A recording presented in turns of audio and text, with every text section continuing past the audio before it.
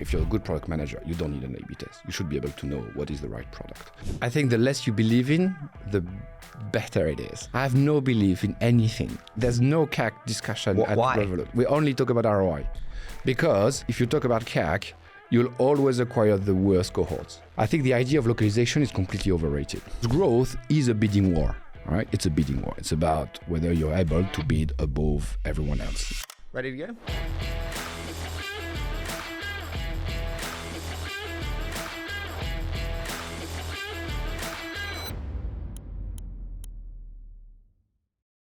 Antoine, I am so excited for this. First, thank you so much for joining me today. Thank you for having me. Now, we have many mutual friends, mostly also hailing from your start at King. So I want to start with that. When you look at the insanely successful growth of Candy Crush, what did King do well that was instrumental to the success and growth? I think, first of all, everyone thinks there was a huge amount of luck. I think the idea that what King did really well, I think they've tested extensively everything. So it was a volume game, at some point. And I think they understood that super quickly, saying you need to try as much as you can. At some point, something will pick up, And I think they did that super, super, super well. And I think then there was this super fast pace. I remember we were launching a game every quarter, pretty much, we were launching a game. And not all of them were successful, but just like the pace at which we were producing games, releasing the games and so on, I think we did that super, super well. The thing you have to get very good at, though, is cutting when you see the data isn't showing signs. How long is enough data, or how much data is enough data to know that it wasn't working? I think that's the thing that probably has changed over time at King. I think at the beginning, we were cutting things very quickly. And I think as time went, we started to wait longer and longer. Oh, you know what? Give it another chance. Give it another chance. Give it another chance. And I think that's the whole point on when, and that's how you probably can measure the agility of the organization, is how quickly you kill projects versus how many more chances you're giving to them. So if testing and speed of iteration and testing was something that you did very well, what was something that King really messed up? It's definitely the most data-driven organization I've ever been in. In the sense that really data was driving the organization. Not just, so if you take the thing literally, the company was driven by data. I think it was so powerful that and worked so well that at some point we just went way too far. In the sense that, for example, when we were launching games, sometimes we were probably looking more at the data than the game itself. It's like you can have meetings and then you just look at the numbers and you're like, Is that wrong? Well, that's the big difference, for example, with Revolut. I think we're a lot more product-driven, which means we spend more time looking at the product than looking at the data. Is the data not an input? Exactly, it's an input. It is an input. But it is not that, at King, at some point, it was the only decision maker. That's it, it was very black or white, and the data was the decision maker. And I think we pushed it probably a little bit too far in this space, and not spending maybe the right amount of time on the user experience and on just the quality of the product itself. If you were to say between art and science growth, like numbers ratio, what is it for you? 50-50, 70-30? Product and growth is very different. All right. So I think product should be more about art and a bit less about science, when growth should overrate on science. In terms of performance marketing, I spoke to many from King, and they said, you got to ask him, what did he learn about performance marketing and its limitations? First of all, performance marketing, mastering performance marketing gives you a huge competitive advantage. Because it is a complex thing, and if you do it really well, it makes a huge difference, to your company growth. So that is the power of performance marketing, and the performance marketing is very deep, and I don't know many people who know all of it. How have you seen that change over time? Because when you were doing that at King in the early days versus today, when it's so much more polluted, crowded, expensive, how's it changed? Well, it has changed a little bit, but not so much. Fundamentally, it is still the same game. It's still a bidding war, Now, it's true, it's getting a little bit more complex because you're losing some attribution and so on. So you need to be a little bit smarter in your measurement framework. But you just need to, you reinvent yourself every other year. You have to reinvent the whole measurement framework and so on. But at the end of the day, the game is still the same game. It is the same. It's the same bidding war. You just have impressions. You need to go to the highest bidder, and that's it. That's what the game is. So you have King, as we said there, incredibly iterative, data-driven culture, data-driven company to the extreme. What's the biggest difference between King and Revolut? I think that's what it is. I remember, so I came from a place at King where we were later from a maturity perspective, we had launched many games and so on. The business was doing fantastic, and we were more in an optimization place where I remember at some point we were running like maybe 1,000 A/B tests in parallel and so on. It's like it was a machine, the machine was really optimizing everything. And I remember when I arrived at Revolut, there was not much A/B testing. And for me, I was like shocked at it. I was like, what? You got to do that. And then what I realized is that, there's a good reason as well why you don't want to do A/B testing. The first thing, product managers, they do A/B testing to get an idea of what the right product is. If you're a good product manager, you don't need an A/B test. You should be able to know what is the right product. The second reason is because at Revolut, we wanted to do like 10x. Everything is 10x and so on. You don't need an A/B test to measure a 10x. You do it, you see it goes up, it's good, And the third reason is that A/B testing increasing your time to market. Because if you A/B test, you first need to do your A/B test, then you see which one wins, and then you launch. And then, when I joined at Revolut, most of the time was like, no, you just launch. You'll see, you'll see if it works. You just get there.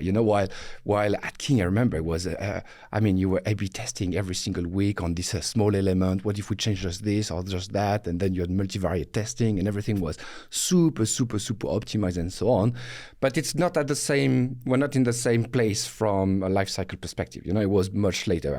We'll get there, at some point at Revolut when it will be more about optimizing than creating. When we were just chatting before, you said that being at Revolut is like founder mode on steroids, I think was your description. Why so? We have a great team of founders that are heavily involved in the business, which really is giving the tempo, the momentum to the whole company, with the exact same approach and the exact same mindset since day one. And I think that's quite remarkable, the consistency of the approach 10 years after launch, still the same mindset and so on. And I think that's extremely powerful. Well, it's interesting beforehand, you said the real question with founder mode is actually how long you can keep it up. Yeah. And saying how Nick's dedication today is just as much as it was when you joined. Absolutely. Is incredible. But I don't think people will actually ask the question of the sustenance of the founder mode. Today, we are building a growth engine with Revolut. The numbers are just insane. And it seems to be getting quicker. Yeah, it is. Yeah, it is. Can we just start there? I spoke to so many people, investors in the business, and they're like, Harry, it's meant to slow down. They're getting faster and better. How? The thing with what we build, so we build an engine which is a combination of many, many things, meaning because you have two types of growth. You have the growth that are made of, let's say, launches, let's say, marketing campaigns and like some coup, like you make a big marketing coup, and then back you get the spike and so on. There's none of that at Revolut, if anyone, you're probably going to ask me, what is the one thing, that really worked at Revolut? I can't tell you, it's a combination of so many things in the growth engine. And because they all add up, when you look at the growth of Revolut, it's just very steady. And it's steady and it's accelerating week after week. We just monitor every week. The acceleration keeps on going just because the engine gets more and more optimized, as we are progressing. And for now, we definitely don't see the limit, even in our mature markets, which is quite crazy. Your product velocity is insane. How do you have such high product velocity? I think because we are able to, so the organization is very, very flat. Right, and we are making sure that every team is as self-sufficient as possible. And that's what really builds the agility. If you're self-sufficient in building what you have to build, you just go, with it. And we run more quarterly cycles and so on, and we have a very high pace. But because there's no interdependencies between the different things that we build, at the end of the day, we are splitting the companies as many startups as possible. I know like big organizations will say, those are silos, people are not collaborating, etc., etc. You need to always find the right balance between coordinating things while giving the right amount of focus. And I think that's what we're doing pretty well at Revolut, where every team has a huge amount of autonomy and of focus to really go very fast in what they do. When one's not working, do you cut it? Do you give it more time? What does that look like? No, we cut quite fast. Yeah. When something is not working. What did you try that didn't work as planned and you cut? And what did you learn? Well, so, on the marketing side, we've been, there's been some campaigns, for example, that we've been running in some countries where we've been using some creatives that were quite generic. And after 2 weeks, we saw it was a disaster, and we just cut it off. We don't wait for the campaign to finish. So like, you know what, this is just not happening. There's no way this will pick up, and you just cut it. While maybe in other places you would just have continued and say, you know what, we're here, and then we'll do the retrospective at the end of it. Say, no, it's not working. You just cut it. And fine, your TV campaign that was supposed to run, let's say, for 3 months. Well, after 2 weeks, it's just not working. You just cut it, and then you move on. It's fine. You mentioned kind of growth engine when you started that on like what enables Revolut to continue growing so fast.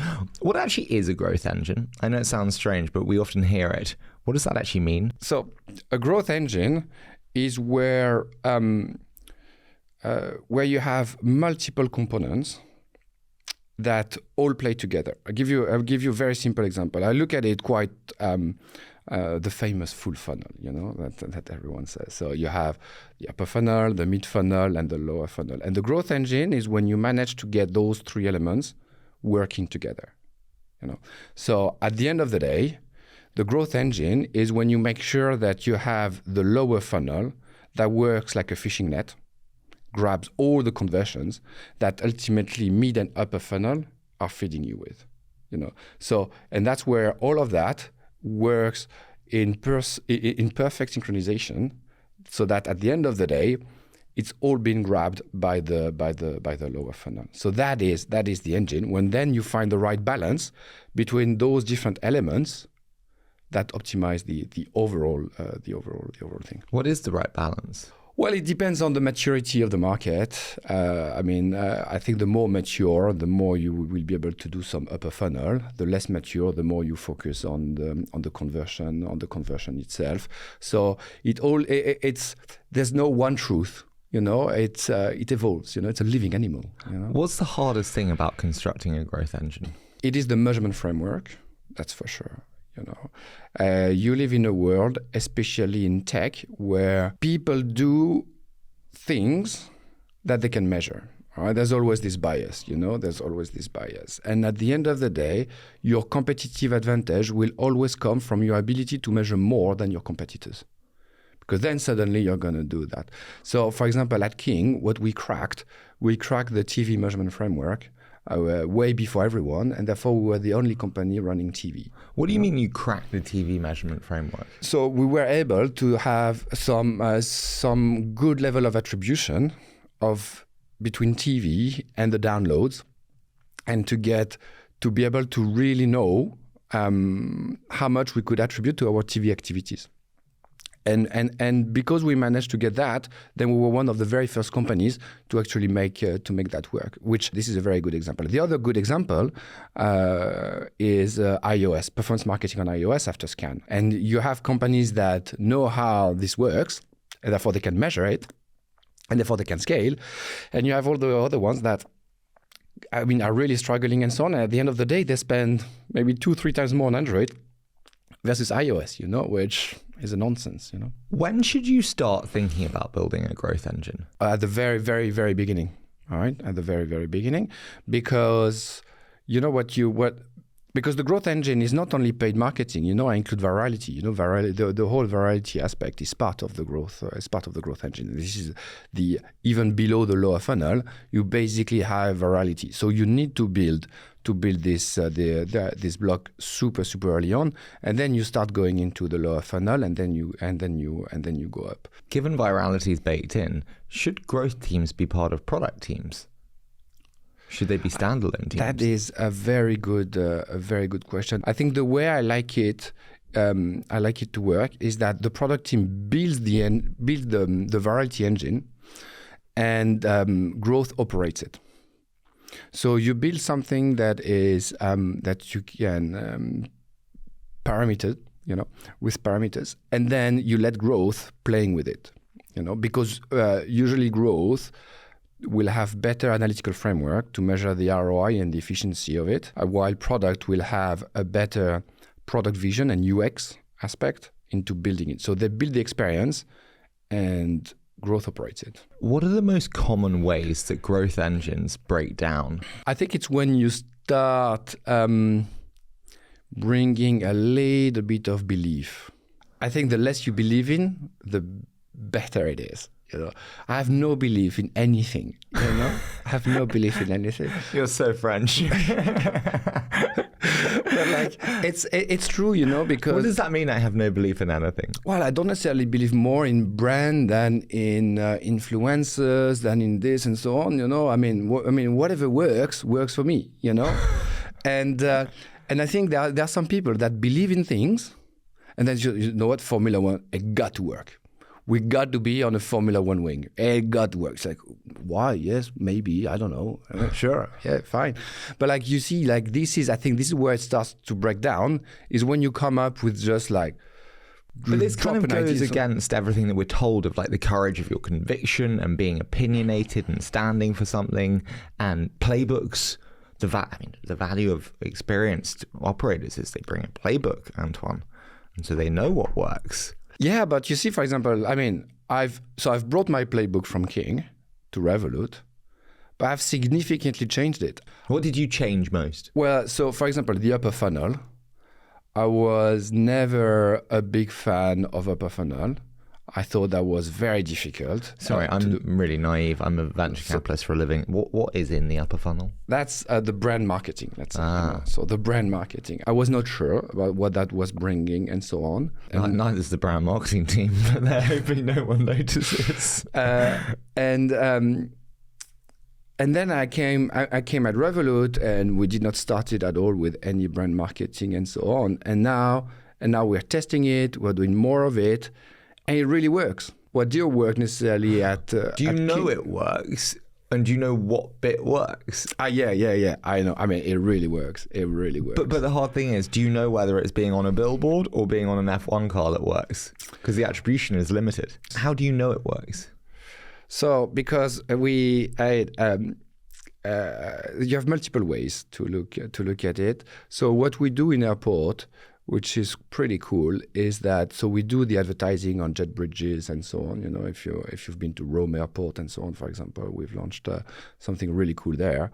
But next to it, we put vending machines. So you have vending machines in the airport to collect your Revolut card. So you just go on the vending machine, you press the button, and you just get the card.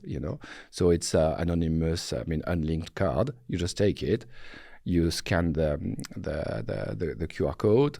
Creates the account, and then the card is automatically linked. And then I can really link all my activities and get a huge ROI from what I do. Wow, that's pretty good for attribution. Yeah, it's pretty cool, right? But it's the same, as well, we do a lot of, we do some influencers and so on, but what matters is how you manage your attribution, and I think we're pretty good at getting the attribution done and knowing what works, what doesn't work. Many things don't work, but at least I know what works and what doesn't work. What's been the biggest flop? Where you look at it and you're like, oh. We've been quite lucky. There's been some influencers that just didn't work at all. It was the early days, and we tried to do something that we thought was cool and so on. I think doing some big brand campaigns with some, let's say, some celebrities that just not necessarily super good with social media. Let's put it this way. That just doesn't work, So you just learn. You just learn. That is hilarious. Okay, so what did you change then from the King playbook? You said there about kind of the upper funnel, and I interrupted you saying, "What is the upper funnel?" What did you change from that playbook with King to Revolut? Yeah, so investing more in this brand campaign was the big thing, and really identifying the ability that the brand marketing can improve your conversion metrics.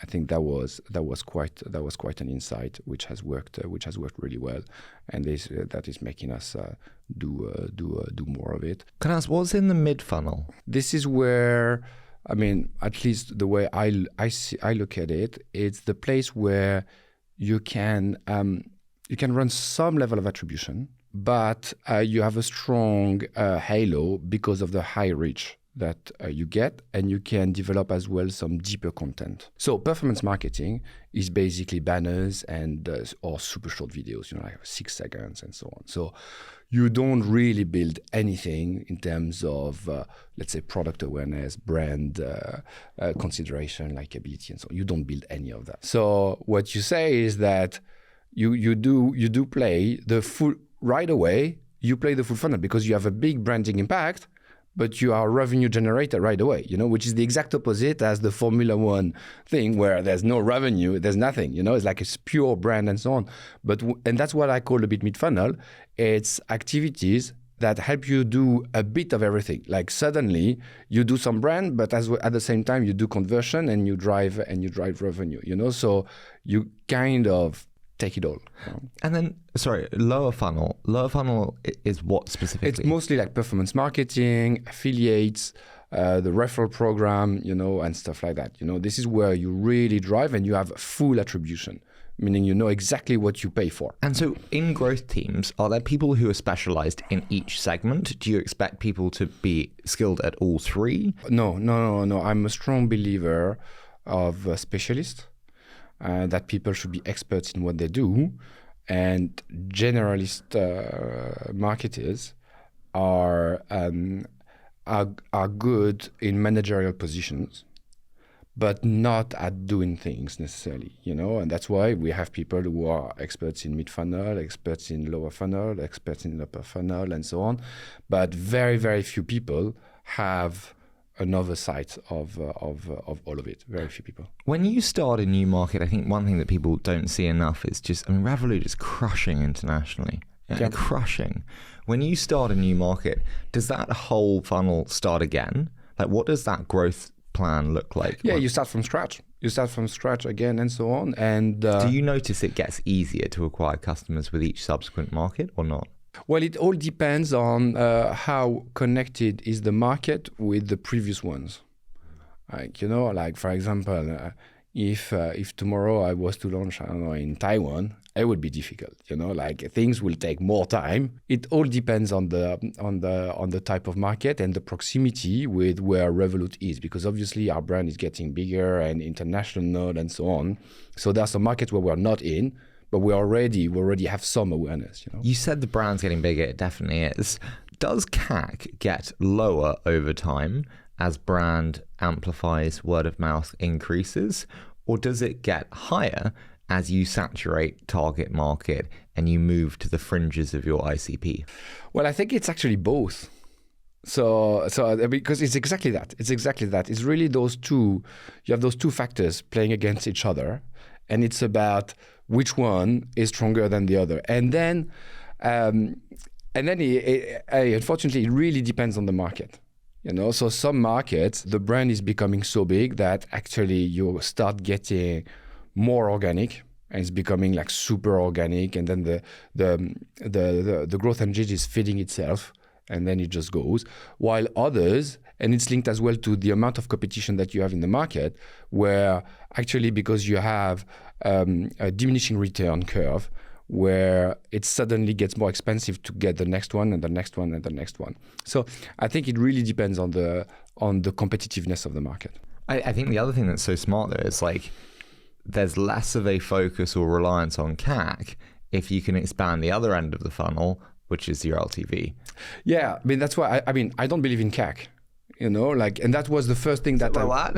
Yeah. I mean, that's the first thing that I brought from King, because at King we never talk about CAC. You know? Why? This is all most growth teams and marketing teams talk about. Yeah, but there's no CAC discussion at Why? Revolut. We only talk about ROI, because if you talk about CAC, you'll always acquire the worst cohorts, because you just always go downhill, you know? So what I've done by arriving at Revolut is that I increased CAC significantly, but I improved ROI significantly too. So because what you realize is that you're not here to get the cheapest users, you're here to get the best users. And sometimes you got to pay more, you know?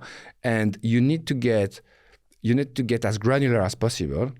And you may have some channels, you know, I don't know, like for example, TikTok and so on, where maybe the cohorts you get from there are not as good as what you can get, for example, from Instagram or other places. So the CAC is irrelevant. CAC is irrelevant, you know, because if I was to give CAC targets, then we would only do maybe TikTok, for example, and that doesn't make any sense, right? Because I won't get my ROI. So we never look at CAC. Is that hard for a team to adjust to?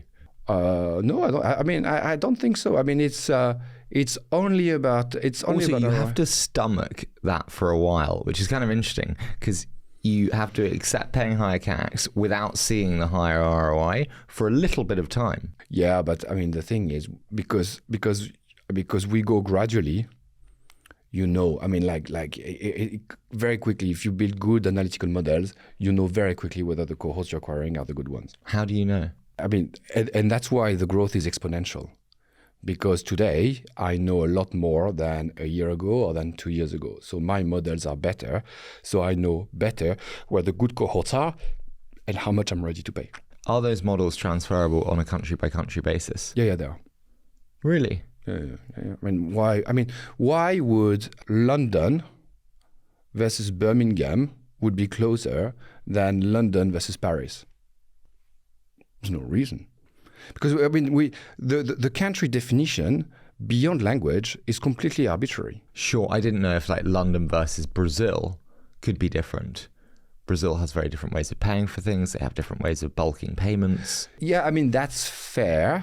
That's fair. You adapt your model depending on the product that you sell. You know, we're not selling the same product necessarily in the same market, so you can cut it down at a product level.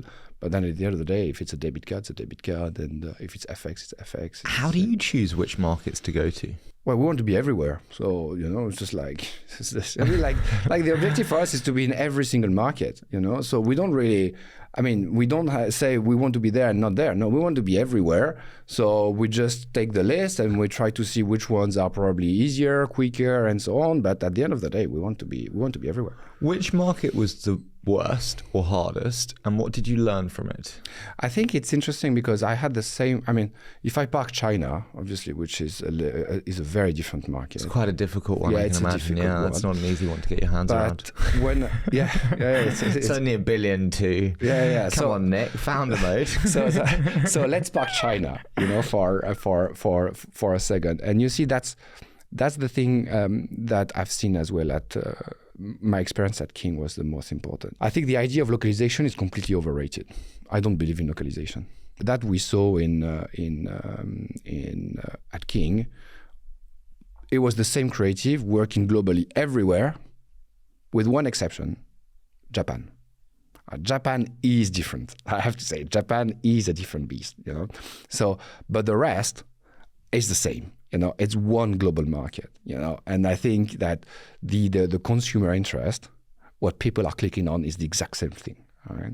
I mean, I'm being a bit extreme, obviously, a bit provocative here, but like what I mean is that the extra performance you would get by being a lot more localized is not worth the effort. And that's what we are seeing. At King, and we see that the same, you know, at Revolut. I mean, we became number one in Romania and Norway with the exact same strategy, the same thing, you know, like, and people say, but it's Europe. Yeah, but I mean, if you've been to Romania and Norway, you would realize it's not exactly the same culture in the same country, you know, in many ways. So yeah, that's a bit. People say the most important thing for Revolut to prove out is its ability to be the primary account, and the percent of primary accounts is still low. How do you think about focusing on that versus being everywhere to everyone? The strategy at Revolut, it's very simple.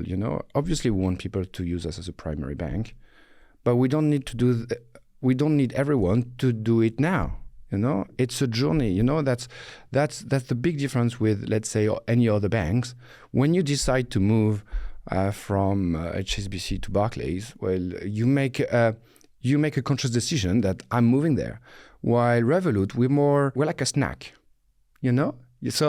So you want to take a bite, so you try Revolut, and then maybe because you go on holiday, and you need a car to go on holiday, okay, fine. Then you come back from holiday and say, oh, well, maybe I want to do a bit of trading and stuff, I buy some ETFs and so on. So then you buy some ETFs. So, there's a bit of savings. Okay, maybe I can put a bit of savings. And then, but I'm going to use it every day and so on. And then you go little by little, and then you reach a point. Maybe, for some people it can take 6 months, for some people it can take 3 years, and so on. And you say, well, you know what? Actually, I have everything I need here, and then I'm moving there, So I'm not saying, it's pretty much what happened to me, actually. Yeah. And I started buying crypto on Revolut. I started trading on Revolut. And then I saw actually the interest rate options that you guys had on the premium. I was like, oh, fuck, that's pretty good. Yeah. Yeah. So it's not, and that, I think that's the But that's a really interesting change in the adoption of bank accounts. Yeah, totally. We're not asking people to say, hey, change bank. You're like encouraging promiscuity. Yeah, but come and try us. Yeah. But come and try us. Have a try. You don't like it. It's fine. Just use it maybe when you go on holiday. And that's fine. That's fine. And then maybe at some point I'll be able to convince you with some specific product, some specific anything that ultimately will take you there. But the idea is not to say, okay, by H2 2025, everyone will have to be a primary. No, everyone takes at your own pace. You get there, and it's fine. I think some people were kind of critical about crypto and what it did to numbers. How do you think about that and respond to that? When they were like, oh, it caused a big spike, Revolut dived into crypto. So I'm like, yeah. What's wrong with the spike? I'm not quite sure. Everyone is happy with the spike, right? It's good. I think crypto it would be very oblivious to say that crypto is not part of the financial world. It is a core component, of financial products, today. And as Revolut, we have the objective to be the one-stop shop for any type of financial product. You gotta have that. So what's the North Star metric for you then? When you look at the numbers, when you look at the analytics, what's the are we doing a good job determinant? All right. Well, we look at three things, I'd say, obviously. So the first thing is the volume of users, that we're getting. The second thing is the ROI at which we are acquiring them. What's the payback? What is the in months?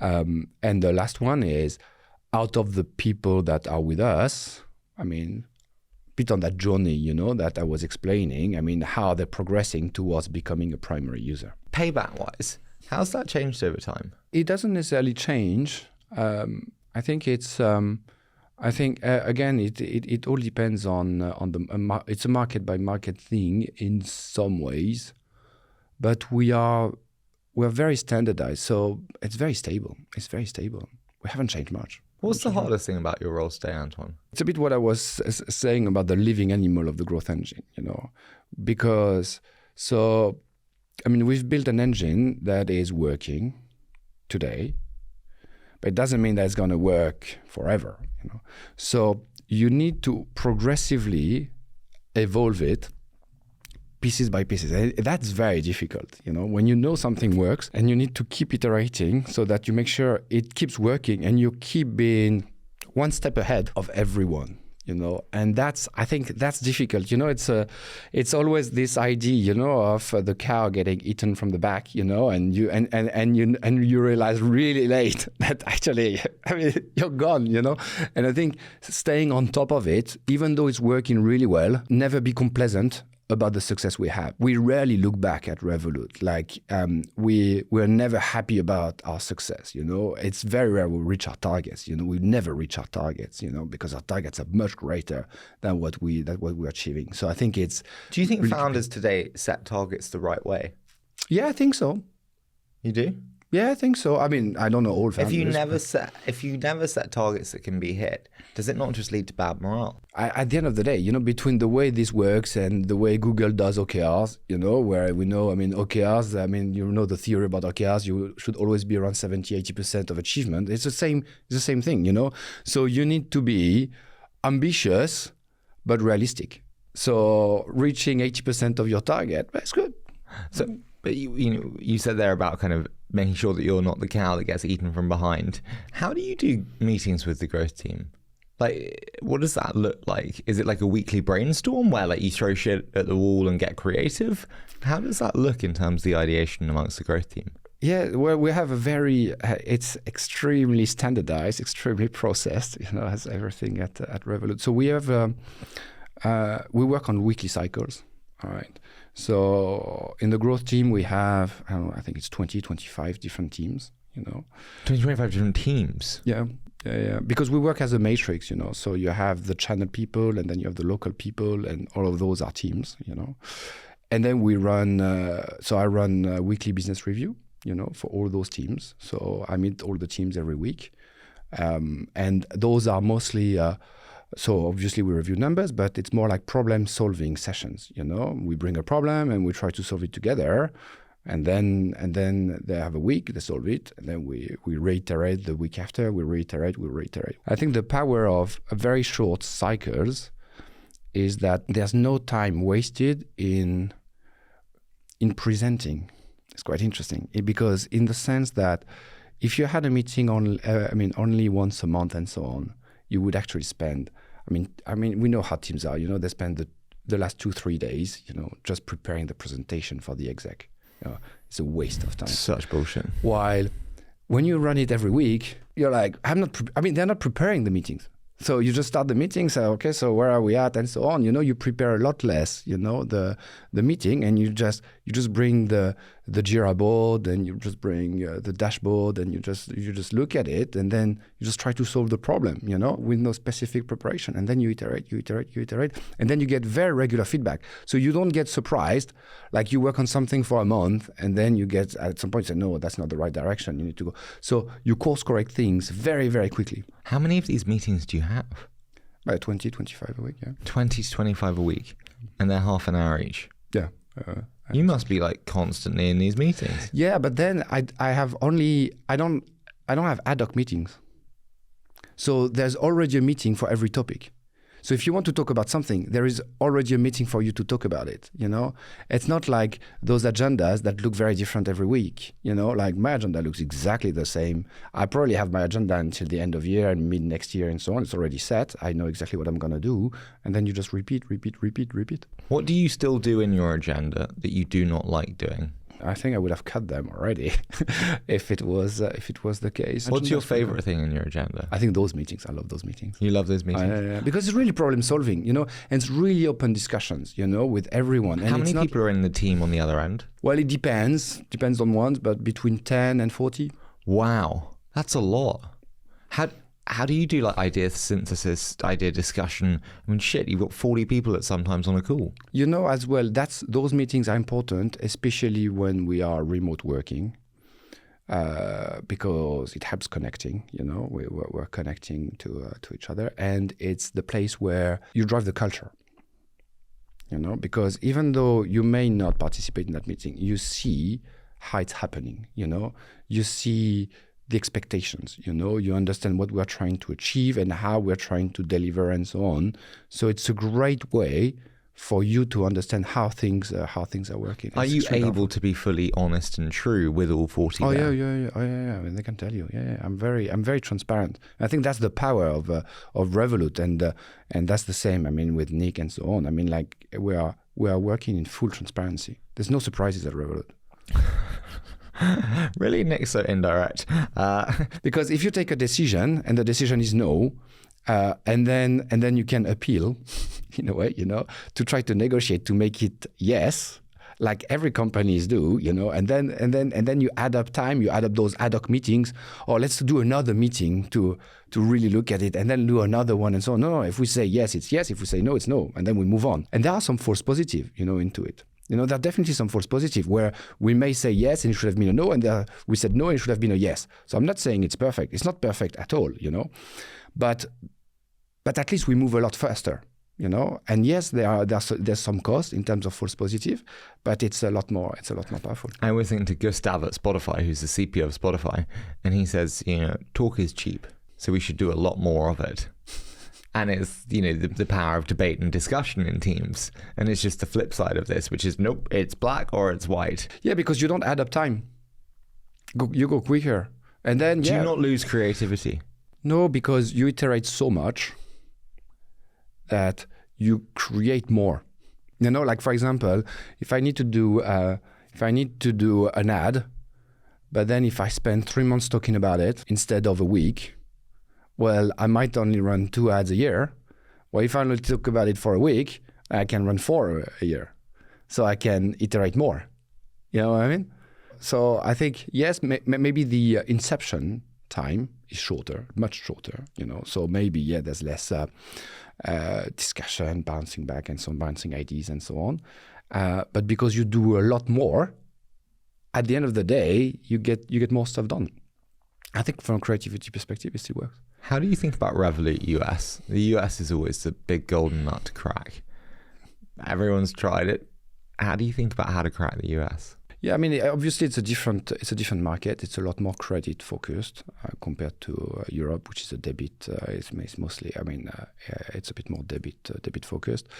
It's interesting, because when you look at it, even local fintechs, they're not that big. No, your Chime is probably one of the biggest. Cash App is, but it's not that big. When you consider the size of the US, the size of really the economy. Poor. Chime, is probably a quarter of the enterprise value of Revolut now. It's funny. I think there is a negative correlation between the maturity of the economy and the penetration of fintech. Like take the other example, Germany. Germany, there's no, the penetration of fintech in Germany is extremely low, as well. Why is that? While if you look at the penetration of fintech in India or in Pakistan or in some places in Africa, in Indonesia, and in all those places, it's way more mature. You have a lot more, from a penetration perspective. Why? It's a bit like in telecoms, where the penetration of mobile actually went super high, because ultimately what they did, the jump generation, they never built any ADSL cable, etc. It's like, you know what, screw it, we just jump directly to the next generation. You mentioned kind of the global element there of Taiwan and Indonesia and then Germany. You live in Barcelona and you have a remote team. You very much believe in the power of remote teams. Yeah. Can you unpack that for me? Why? So not everything is good about remote. First of all, what's bad about remote? What bad? The human contact. I think as well. At some point you need to be with people and so on, especially when you're early on in your career and so on. For some people, it just doesn't work. Be alone at home and so on. And I really respect that, and I think that's something that. How often do you get together now? Once a year. Once a year. Yeah. Okay. So we do once a year meetups. That's frequent. That's really good for the loneliness pandemic. Well done, Antoine. So we have once a year meetups, and that's the downside. Why do we think it's great? You get a lot more efficient in the way you're running meetings. Meetings are a lot more efficient when you run things remotely. Meaning you can actually have meetings of 15 minutes.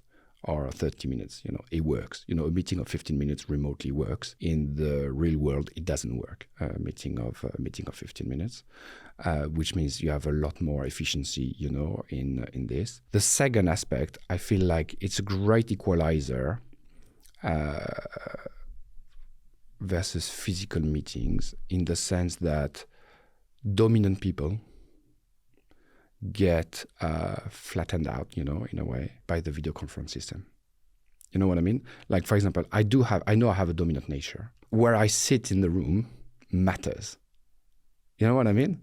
And then the presence you can have physically, in a meeting room matters, So in a world where because we talk a lot about diversity and so on, I think the diversity aspect that is a bit overlooked is introvert versus extrovert. And I think in the world of remote, I think it gives a much stronger chance to more introvert people to have deeper impact in meetings compared to in real life. Like the system into where you raise a hand to talk. Well, you don't really raise a hand in a physical meeting, like some people just don't get the opportunity to say what they want to say in a physical meeting, because it did not happen. People tend to cut off each other, etc., etc. So sometimes the dynamic can be quite polluted. While when you're on the video conference, like you press the button to raise the hand, and then people will let you, speak in a very polite way and so on. So I think that works really well. I think that is the best invention for that, I think. I really think so. Do you not think that we need to develop some social skills and say, I'm so sorry, Antoine, do you mind if I just jump in here? Actually, I was thinking this. Like, I think we But it's not easy for everyone to say that. No, but you learn and you grow. And you that's how you do it. It's like anything. You learn by doing. And we are creating an escape valve for people to not learn. And actually, the lessons for everything in life is in the cracks. Me and you come out of a customer pitch. Okay, say. And on the tube home, you're like, Harry, what did you notice about that?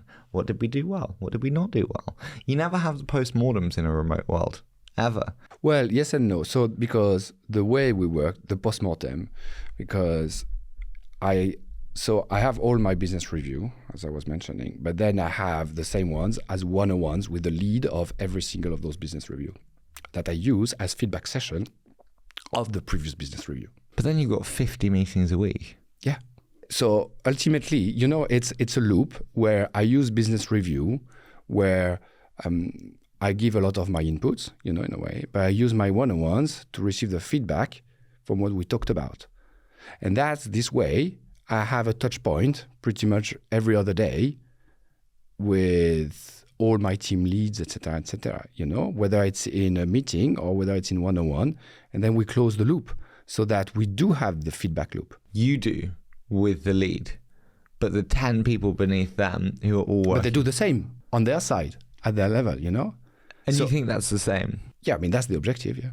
Because is it right after the meeting? As it's every week, it's either before or after, it's like, because if it's 1 or 2 days before, 1 or 2 days after, it's like, it's more, you don't see as before or after, it's just a cycle, it's like always on. So then so you get always the feedback loop. What's in a problem-solving interview? Well, it's like a case study, we tell you, okay, I have this problem. In our case, it can be a marketing campaign, etc., and then we ask the candidate, what do you think the problem is and how would you solve it and so on. So, and it has nothing to do with what you've done or seen in the past, but it's more about how do you decompose and simplify the problem. Because at the end of the day, every problem is quite simple. You just need to slice it at the right level of granularity so that suddenly a big problem just becomes 10 small problems, and then you solve them one by one, and then you get there. And you don't try to find a miracle solution by being Einstein and super complexified. No, I mean, there's no need for that, Just do it simple,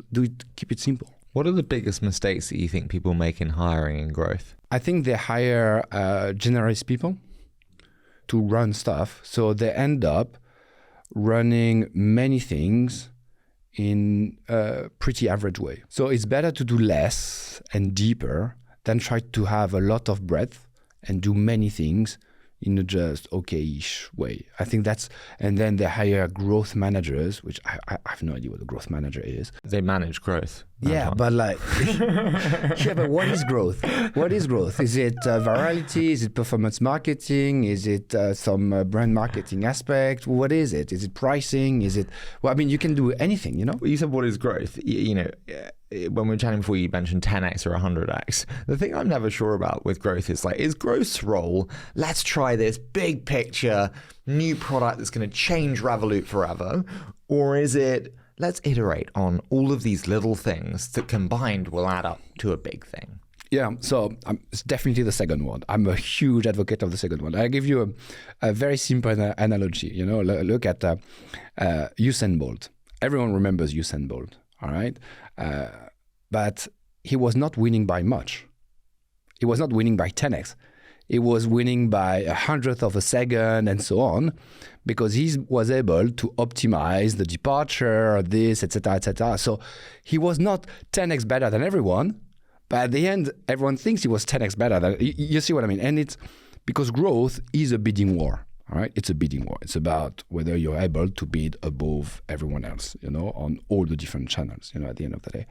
So the question is, how are you able to bid above everyone, and how do you optimize every single step so that the winner takes it all in growth? The winner takes it all. And that's why it's ultimately because you optimize every single part of either the funnel, either the creative, either your bidding strategy, etc., etc. It's every single element, that like small increment of 1% here, 2% there, etc., that add up to put you on top of the waterfall and to take it all.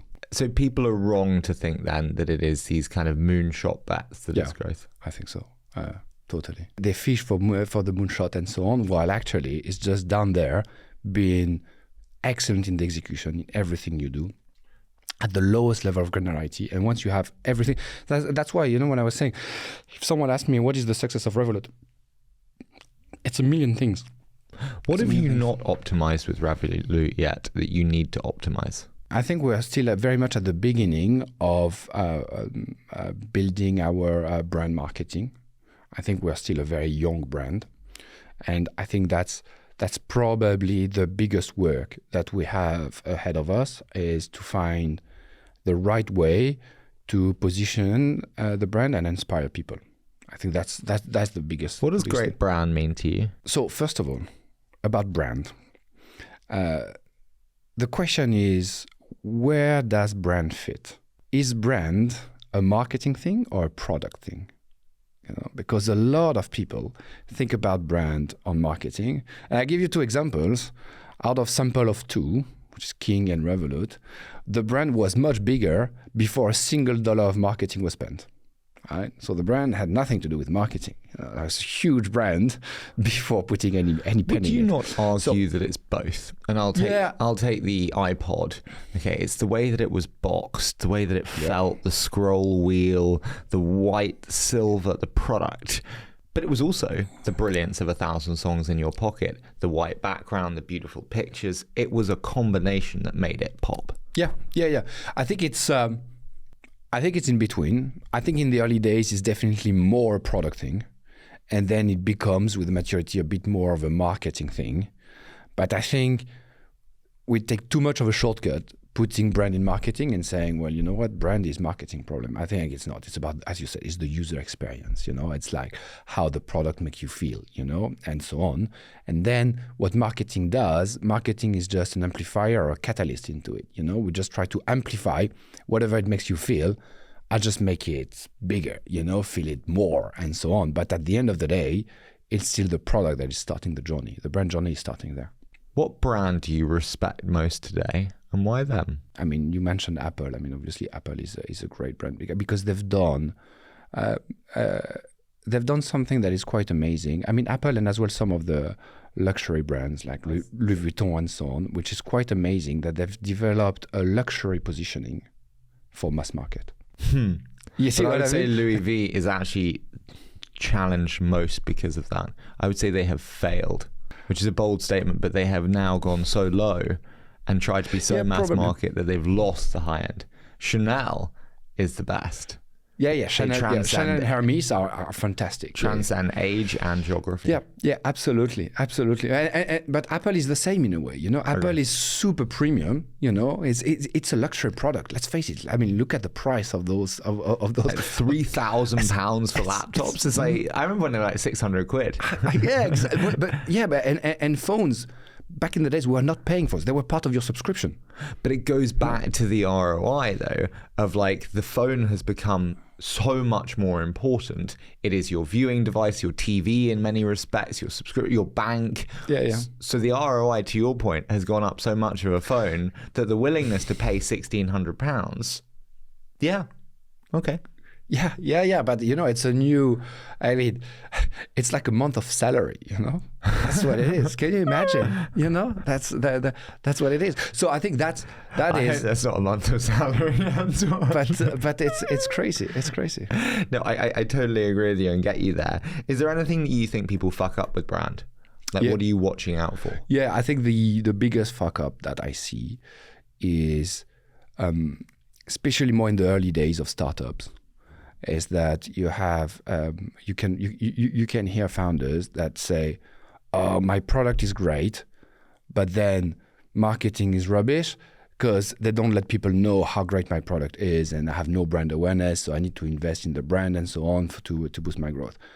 And I always reply, well, if your product was so good, people would know about it. Do you believe if you build it, they will come? I think investing in brand in the early days is the worst decision you can make. Because you should just put it all in product early?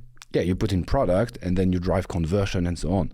But starting building like top of the funnel and trying to build brand and so on in the early days, I think is a mistake. So, and saying that what is hindering your growth is your brand awareness, I think it's a massive, I think it's a mistake. Like there is a correlation between brand awareness and product penetration. But you need to think about where the causality is. Is your penetration driven by brand awareness? Or is your brand awareness driven by product penetration? And in the early days, I think the causality is the other way around. And then at a later stage, you can start because you need to open the funnel and so on, because you need to go into new segments. Because once you've highly penetrated one segment, you need to go to another segment. And then you can start using some brand marketing and so on to build something a bit different to continue the growth. I think in the early days, actually your brand awareness is driven by your product penetration and not the other way around. What product did you think would have the most impact that in the end ended up having the least? I think, we launched the crypto exchange was a great product. It's doing good, but it did not really, it did not necessarily pick up the way we wanted yet, but maybe, yeah. Does anyone use the airport lounges? Yeah, that works. That works? Especially now as part of the, with the Ultra subscription. Ultra is like the premium. Yeah. This is like the 600 quid a year one. Yeah. This is working. That's working? Yeah, that's working. Yeah, I got one. Yeah, especially, UK, France and those markets, it's working really well. What's the best thing that you get from it? Well, you get this, but as well you get better interest rates as well on some of your saving accounts. You get a free subscription to FT, to other type of services. If you like playing chess, chess.com Platinum is coming for free and so on. So get a lot of add-ons on top of that. It's all for 600 quid a year. All for 600 quid a year. No, but I hope you got a lot of cash in your account because the interest premiums are going to have to be big for that one. But you get now as well, we launched Rev Points, the loyalty program, which is giving you miles and so on. And it's almost, it's much stronger once you, depending on which plan you're on, and that drives a lot of loyalty. You've worked with Nick now for a number of years. What makes him so good? It's his resilience, it's his ability to focus, and it's his ability to he mastered the helicopter view, where he's flying around everything, and then when he sees a problem, he lands. And he lands, and then he cracks it, and then he goes deep. And then once it's solved, takes off again, flies around, sees where there's another problem, lands, dig, fix it, and then starts again. And and keeps on going. How have you changed as an operator working with him? So, well, I've taken his approach of managing my teams. What we said about beating them weekly. Yeah, like the whole problem solving thing. We are all here to solve problems. I'm not here to hear. I'm not going in meetings to hear how good you're doing, which is what most meetings are about in the corporate world. You bring the exec so that you do a nice presentation about how good your latest campaign was, and then you move to the next one. And then at the end, the diary of an exec is just that everyone is like, oh, wow, we're amazing and so on. And that's really not, yeah, of course it's important to see what's working well, but I really want to know where the problems are, and we can find a solution collectively, into solving it, I think that's the thing that is very, very powerful. I love that. Okay, listen, I could talk to you all day, so I'm going to do a quick fire round with you. I say a short statement, you give me your immediate thoughts. Does that sound okay? Okay, that's right. So what tactics in growth have not changed over the last 5 years? I think performance marketing is still the key. What tactics have died a death? I think virality is a lot more difficult than what it used to be. I think people are less keen to share compared to before. Before, they were more keen on sharing to everyone. I think it's a little bit different nowadays. True, iOS changes have made that tougher and are going to continue to make that tougher. Yeah. Has TikTok made virality easier? Yeah, but by virality, I mean like me telling you what to do, and so on, through not just word of mouth, but through that, it's a bit more difficult. What is the biggest mistake founders make when hiring growth teams? They hire generalists to do a bit everything. They should focus. You've got a growth leader who comes to you and says, Antoine, I'm starting my new role tomorrow as head of growth. What do you advise them the day before they start? Build the analytical framework before you start spending anything. What would you most like to change about the world of growth? I would change platforms that on the idea of, I think there is a lot of bullshit on privacy, where they use as well sometimes this pretext to just reposition their platform as a brand platform. And because it's brand, you just spend whatever you want and you don't track anything, and it's better for them. I think it's bullshit. Penultimate one. What product does Revolut not have today that you would love to have? Well, we're working on it. I want mortgage. You want mortgage? Mm-hmm. Wow. That'd be fucking cool. Do you have student loans? Not yet. That'd be cool. That would be really cool. Yeah. That would be really cool. I agree. Is mortgages and student loans a game changer? I think, yeah, for sure. 100%. Because whether you sell it or not, it's a huge perception shift. Are you worried that the banking license will inhibit speed? I mean, we're working with different banking licenses, across the world. We got the one in Mexico and so on. It's business as usual. Final one. What company growth strategy have you been most impressed by outside of Revolut? I would have said Revolut. No, I think Nubank is doing really good. Why? Because they've managed to go very, very, very deep in a huge market. And I think that's quite remarkable what they've done. It's really, really cool. And now they are on Mexico. They are getting some very nice growth. But what they've done in Brazil is truly impressive. Listen, Antoine, I've loved doing this. Thank you so much for putting up with my prying questions, and you've been amazing. Thank you.